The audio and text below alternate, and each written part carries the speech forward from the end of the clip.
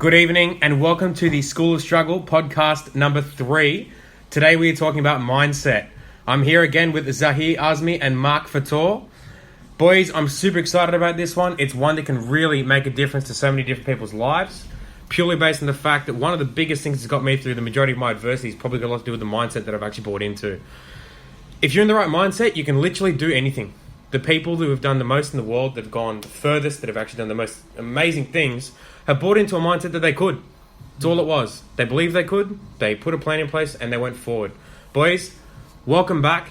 Really excited for week number 3. Let's get into it. How you going, boys? Good. How are you? Chris? Good. Thanks for having us. Nothing but my pleasure. Now, with the whole mindset thing, with the both of you, I know you've had to buy into some serious mindsets in your time at the same time as well. Purely based on the fact of the stories that you've told us in the past 2 podcasts, where you've come from, the adversities that you've gone through, the good times even, you know what I mean? So buying into a mindset's got a lot to do with the fact that if you're in a good place, you're going to buy into the mindset that things aren't always going to be good, and you're going to keep it in that space at the same time too. Mindset and the life you live is purely nothing but the way you think. Zah, talk to me a little bit about your mindset and how you go through your daily life being a positive person.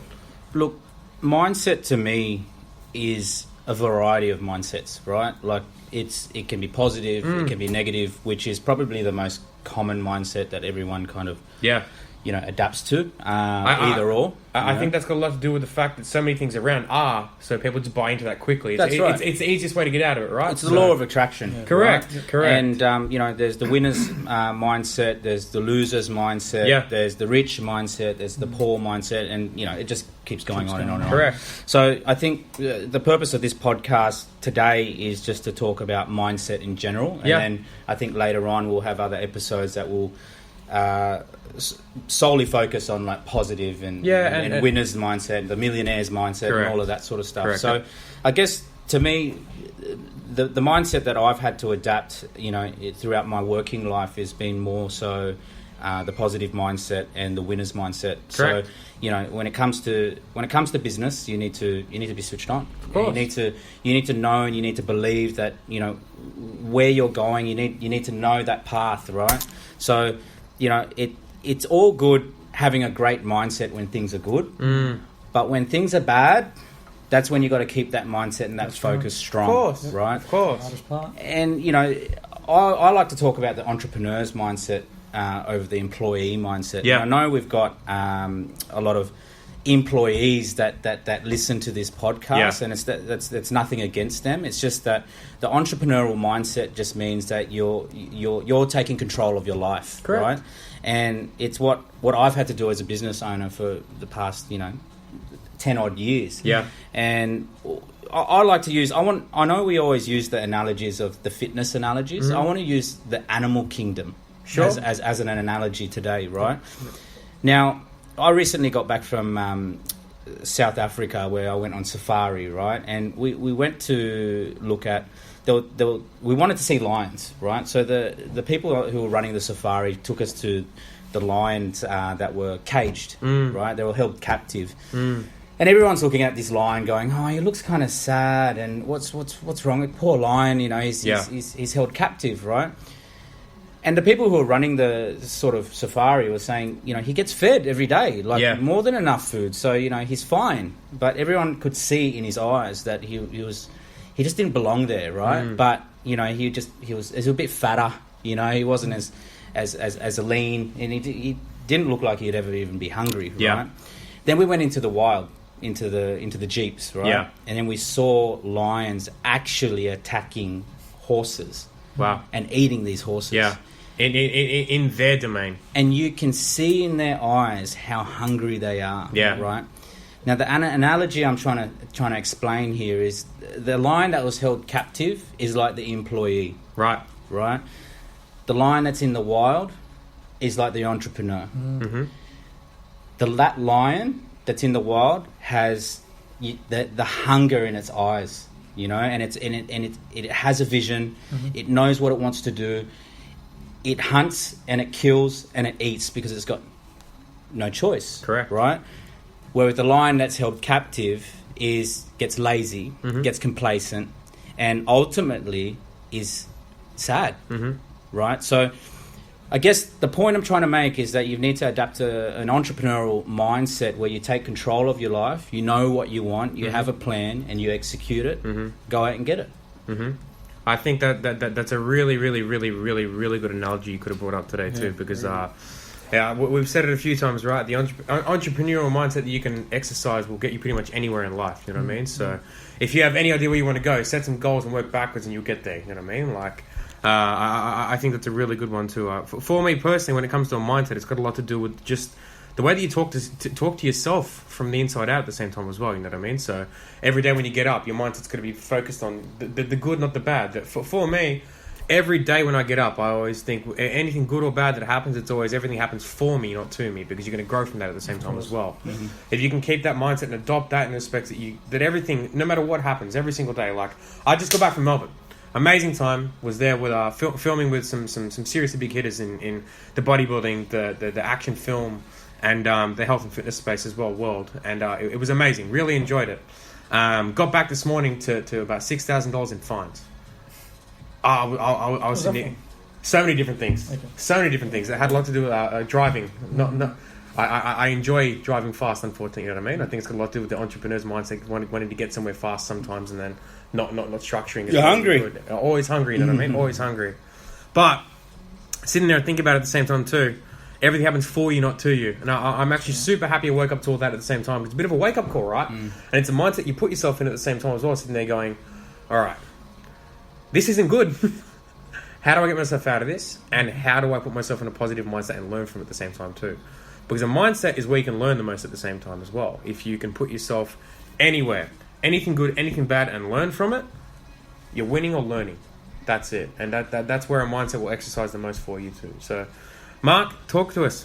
Yeah, it's the oldest analogy in the book is the glass is half full. Correct. As opposed to the glass is half empty. And that's something that I can say in many recent, well, maybe not so much months now, but let's say within the last 12 to 24 months, having to switch my mindset from being negative, maybe not every single day, but some days you get a win, some days, or not some days, but probably every other day you get a loss. I get a loss and loss and loss, and you're like, more days. Oh, heaps more days, and you just go, okay. Maybe I'm meant for this life. Maybe, and it's not kind of accepting it, but you kind of start doubting yourself, and that's looking at the glass half full, even though you're not going, fuck the world, and I hate this, and blah, blah, blah, but you're kind of just going, maybe this is my drawn path. But then to shake yourself from that, to then go, hang on, no, that's not my path. And even if it is my path, I'm going to try and go the good way, and if I still end up the other way, well, then so be it. At least I've given it a crack. Correct. At least I can, get dug up and put in the grave at the end of the day and say, all right, I gave it a shot. You gave it a crack. I gave it a shot, and that's something that that I dealt with, as I said, in the last 12 to 24 months, and I couldn't be more thankful for it. And going back to the animals, using them as an analogy, the animal kingdom, the lions, yeah. I want to use my dog as an example, right? Where he's a very healthy dog and he's a very staunch, strong dog, right? But I've dealt with some very, very good professionals out at Rogue Royalty, which is based out of Campbelltown, and they know animals like the back of their hand. Well, they are practically are an animal, you know what I mean? Yeah. They're so good.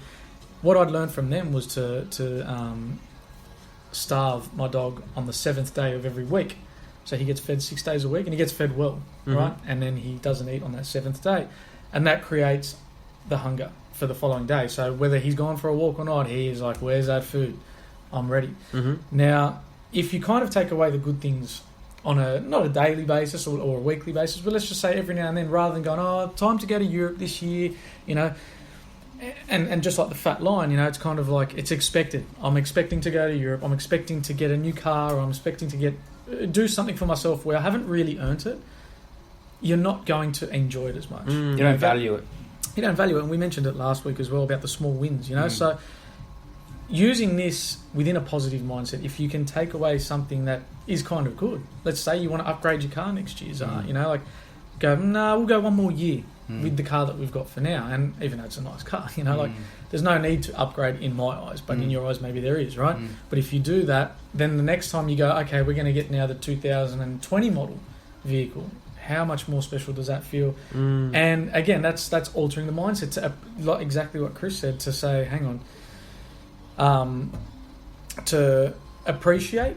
That's what you're saying? Appreciate, what has been given to you now, and it's not expected kind of thing, and wake up every morning going, this is made for me because it's something better is going to come from this. You know what I mean? Rather than because who knows, you might get the upgrade and then 2 weeks later you have a car accident, for example. So again, going back to the dog, like taking away that food and doing it to yourself, taking something away that you really, really want, but you can go without, is also a good thing as well to help train that positive mindset, because that's happened to me, where I probably could have gone, I'm going to pay for a better house and pay more rent and stuff like that, but then I was like, hold back, because I know the next house I go to after the one that I'm living at now is going to be a romper compared to what I'm living in. It's not going to be the biggest and the best in the world, but it's going to be a lot better than what I lived in, and the appreciation for living in that place after the one I'm in now is going to be beyond the height of this roof. So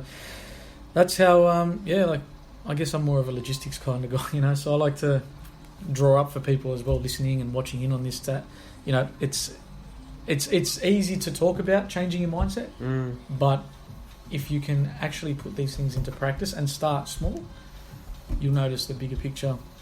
It's hard. It's hard when people go through tough times, and they're extra hungry, and they feel like the whole world's caving in, and it's it's not all working out, and that's where having the mindset is the most important, right? When you've got no food, when you don't have any money in the bank, when your business is failing, when you're not signing clients or whatever it is, right? Yeah. When you're in that negative state and in that position of struggle, what you need to be doing is adapting that winner's mindset to go, you know what, I'm going to soldier on, I'm going to get back up, I'm going to keep going, I'm not going to give up, right? It's going to get better because you have a dream, right? And you want to be able to know that the plan that you're working on, you're executing, is getting to that reality. Correct. Because if you still have that dream and you're still in that negative state because things aren't working out, and you've got the negative mindset, then you fall off that plan. Of course. So it's very, very important to keep that positive mindset, that winner's mindset, stick to the plan, execute, work, and turn that dream into a reality. Of course.